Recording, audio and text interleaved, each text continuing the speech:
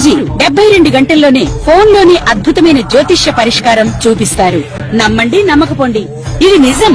శ్మశాన కాళి రుద్ర చౌడీదేవి ఆరాధకులు నంబర్ 1 వశీకరణ స్పెషలిస్ట్. గురూజీ మనిషి పుట్టుక నుండి చనిపోయే వరకు వచ్చే అన్ని క్లిష్టమైన సమస్యలకు పరిష్కారం ఇక్కడ లభిస్తుంది. విద్య, ఉద్యోగం, వ్యవహారం, స్త్రీ ప్రేమ, పెళ్లి, సంతానం, స్త్రీ పురుష వశీకరణం, భూవశం, భార్యాభర్తల కలహాలు, కోర్టు సమస్యలు, విడాకుల సమస్యలు, చేతబడి, అప్పుల బాధ, ఇంకా మీకు ఎలాంటి సమస్యలు ఉన్నా 72 గంటల్లోనే శాశ్వత పరిష్కారం చేయబడింది. జయ శ్రీమన్నారాయణ. నేను మీ ఐకాన్ ఆస్ట్రాలజర్ గట్టుపల్లి సురేష్ బాబు. మనకి ద్వాదశ రాశుల్లో అసలు ఏ రాశి వారికి ఏ గ్రహం ఏ స్థానంలో ఉండటం వల్ల ఎలాంటి సమస్యలు వస్తాయి, దానికి తగ్గట్టుగా పరిహారాలు ఏమిటి అనేది ఒక్కసారి మనము గ్రహించినట్టయితే గనక ఈ పరిశీలనలో ఈ పరిహార నిమిత్తంగా ఒకసారి మనము చూద్దాం. జయ శ్రీమన్నారాయణ. ద్వాదశ రాశుల్లో ఒకటి వృశ్చిక రాశి. ఈ వృశ్చిక రాశి వారికి అనుకున్న పనులు ముందుకి వెళ్ళలేకపోయినా, అసలు అనుకున్న పనులు అసలు అనుకున్నట్టే అట్లా ఉండిపోయినా, ఎంత చేసినా కూడా అంతే ఉంటుంది. దాంతో పాటు పుట్టినప్పటి నుంచి కష్టాలు, కన్నీళ్లు, బాధలు ఇలాంటి వాటితోనే ఉండడం. దానితో పాటు పెళ్లి ఏజ్కి వచ్చుకుంది. ఈ పెళ్లి వయసు వచ్చినప్పటికీ కూడా పెళ్లి అవ్వకపోవడం, ఇంకా ఎన్ని కష్టాలు. నాకు తెలిసిన వారు వృశ్చిక రాశి వారు చాలా మంది ఉన్నారు. ఆ వృశ్చిక రాశులు అందరూ బాగానే ఉన్నారు, నాకే ఎందుకు ఈ దారిద్ర్యం అనేటువంటి వాళ్ళు చాలా మంది ఆలోచించుకుంటూ ఉంటారు.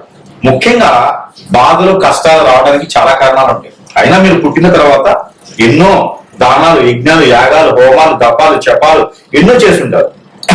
ఎన్నో స్నానాలు ఆచరించి ఉంటారు. ఎన్నో పుణ్యక్షేత్రాలు తిరిగి ఉంటారు.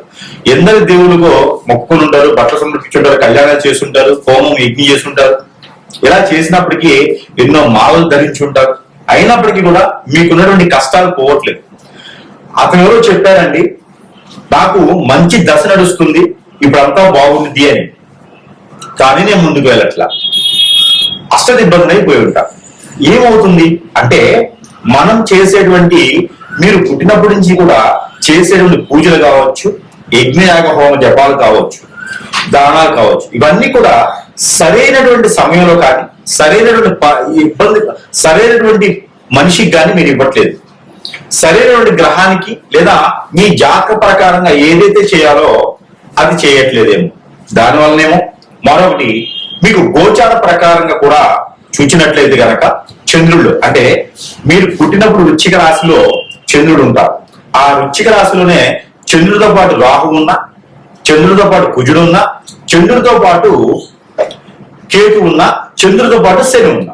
వృశ్చిక రాశి కాబట్టి ఈ యొక్క 4-5 గ్రహాలు మీకు అంతగా యోగించవు. ఇకపోతే ఇవే దశాంతలు ఉన్నా కూడా మీకు యోగించదు. కాబట్టి గ్రహాల యొక్క స్థితిగతులు మారిన ప్రతిసారి కూడాను మీకు ఆలోచన విధానం మారుతుంది, ఆచరణ మారుతుంది, చేసేటువంటి కర్మలు, క్రియల ప్రకారం కూడా వస్తుంది. మీలో ఎక్కువగా పితృదోషాలు బాధిస్తూ ఉంటాయి. దానికి తగ్గట్టుగా ఎన్నో రకాల క్రియలు చేస్తూ ఉంటారు. అయినప్పటికీ కూడా మీకు అనుకున్న పనులు ముందుకెళ్ళదు. కానీ ఒక పరిహారం ఉంటుంది. ఆ పరిహారం చేయడంతో మీకు అనుకున్న కార్యక్రమాలు ముందుకు వెళ్తుంటే, దానితో పాటు కూడా మీకు దశాబ్ద కాలానికి సరిపడేటువంటి పరిహారం. అది ఏమిటంటే, 1 గ్రాము బంగారం వేసి ఒక 10 నుంచి 50 గ్రాముల వరకు సరే సొంత డబ్బులతోనే చేయాలని సుమి గుర్తుపెట్టుకోండి. అప్పు తెచ్చి చేయకూడదు. 5 గ్రాముల నుంచి 50 గ్రాముల వరకు వెండి తీసుకొని 1 గ్రాము బంగారం తీసుకొని ఒక కంచం చేయించండి. చేయించిన రెడీమేడ్ ఉంటాయి కదా పంతులు గారు అంటే, అలానే పర్లేదు, తీసుకోండి. తీసుకున్న తర్వాత మీరు ఈ కంచాన్ని తీసుకొని, అంటే పళ్ళెం ప్లేట్, ఈ ప్లేట్ తీసుకొని దాని నిండా ఒక పక్కన భాగంలో గోధుమలు పోయండి, సగ భాగం బియ్యం పోయండి. ఈ రెండింటి మధ్యన మట్టి ప్రమిద పెట్టి దీపారాధన చేయండి. ఇక్కడ దేవుడి మందిరంలో 3 రోజుల పాటు చేయండి. సోమవారం, మంగళవారం, బుధవారం 3 రోజులు చేసిన తర్వాత 4వ రోజు ఈ గురువారం రోజున తీసుకెళ్లి ఎక్కడైనా ఆలయంలో అలానే దీపారాధన చేసి ఇచ్చేసేయండి. మీరు ఈ 3 రోజుల పాటు ఆ దానం ఇచ్చినప్పుడు ఏం చేయాలి అంటే గనక, మీకు సంకల్పం ఏముందో ఆ సంకల్ప బలం చాలా గొప్పది. ఆ సంకల్పం నడుచుకోండి. మీరు రాజకీయ నాయకులకు వెళ్ళాలా, సినీ రంగంలోకి వెళ్ళాలా, విదేశాలకు వెళ్ళాలా, జాబ్ లో సెటిల్ అవ్వాలా, బిజినెస్ లో గ్రోత్ అవ్వాలా, పిల్లలు పుట్టాలా, పెళ్లి అవ్వాలా, ఏమిటి మీ సమస్య? ఆస్తు సంపాదించాలా, అందరు మీకు వెళ్ళి మక్కువగా ఉండాలా, ఇవన్నీ కూడా మీ సమస్య ఏమన్నాయో అక్కడ దండం పెట్టుకొని నమస్కారం చేసుకొని సంకల్పం చేసుకొని మీరు అది దానం ఇచ్చేసేయండి. మరొక విషయం ఏంటంటే ఆ 3 రోజుల పాటు కూడా మీరు శాకాహారులుగా ఉండాలి. రెండోది నేల పాటుగా నిద్ర చేయాలి. మూడోది బ్రహ్మచర్యం పాటించాలి. ఇది స్త్రీ అయినా పురుషులైనా ఎవరైనా సరే ఇది చేయాలి. ఇక ఒక కొబ్బరికాయ, 2 నిమ్మకాయలో ఉండేటువంటి గింజలు, అలానే పసుపు కొమ్ములు, కరక్కాయ, జాజికాయ, అలానే లక్ష్మీ గవలు ఒక 5, గురి గింజలు ఒక 5, ఇవన్నీ కూడా తీసుకొని ఎర్రని దానం తీసుకొని పసుపు కలర్ వస్త్రంలో కట్టేసి ఏదైనా అమ్మవారి ఆలయంలో ముడుపు కట్టండి. ఈ 2 చేయడంతో మీకు దశాబ్ద కాలం వరకు చేయవలసినటువంటి పరిహారం వెళ్ళిపోతుంది. ఇక తర్వాత మీకు ఇష్టం ఉంటే చేసుకోవచ్చు, లేదా మీ ఇష్టం.